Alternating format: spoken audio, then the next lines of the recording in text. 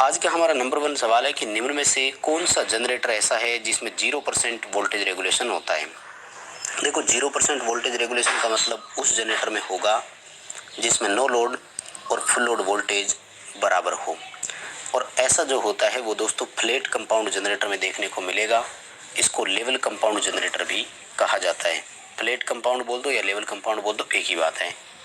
वहीं over compound generator जिसमें है तो नेगेटिव वोल्टेज रेगुलेशन होता है और अंडर कंपाउंड जो है इसमें सामान्यतः 2 से 5% वोल्टेज रेगुलेशन देखने को मिलता है।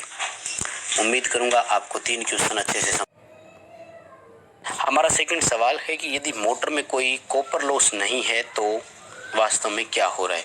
एक्चुअल में मोटर का नहीं, ऑप्शन देख रहे हैं आप सभी तो वो रोटर कॉपर लॉस की बात कर रहा है। और इंडक्शन मोटर में जो रोटर कॉपर लॉस होता है दोस्तों वो slip into rotor input power के बराबर होता है। यानी इसके लिए फॉर्मूला होता है slip into rotor input power. अब अगर रोटर कॉपर लॉस का मान 0 है इसका मतलब एक ही हो सकता है कि उसमें स्लिप का मान कितना है, 0 है।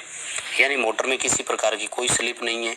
स्लिप नहीं होने का मतलब क्या है कि उसका रोटर भी सिंक्रोनस गति से गतिमान होता है। यानी अगर मोटर में सिंक्रोनस गति और रोटर गति बराबर होती है तो स्लिप का मान 0 होगा। जब स्लिप का मान 0 होगा तो रोटर कॉपर लॉस भी क्या होगा, 0। आंसर करेंगे A, rotor runs at synchronous speed. Rotor synchronous गति पर गतिमान हो रहा है इसलिए कोई प्रतिशत स्लिप नहीं है, कोई रोटर में कॉपर लॉस नहीं होता है।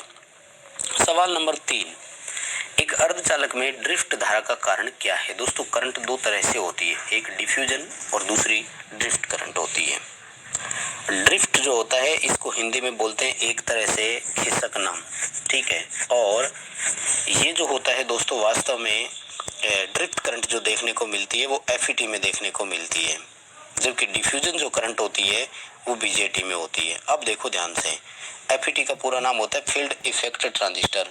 यानी अप्लाइड वोल्टेज के कारण जो एक इलेक्ट्रिक फील्ड बनता है उसके कारण से धारा चलती है और वो भी मेजॉरिटी कैरियर में क्या होता है।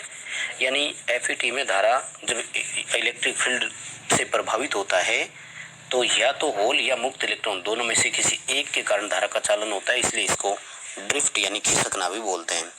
वहीं अगर बीजेटी में करंट की बात करें तो वहां पर धारा का डिफ्यूजन कहलाता है। जिस तरह से The molecular basis of inheritance chapter current का डिफ्यूजन होना बोलते हैं। नेक्स्ट हमारा सवाल, सामान्य बायसिंग प्रणाली में एक बीजेटी का एमीटर जंक्शन कैसा होता है। देखो बीजेटी में 3 टर्मिनल होते हैं, एमीटर, बेस और कलेक्टर। 2 जंक्शन बनते हैं। एमीटर बेस के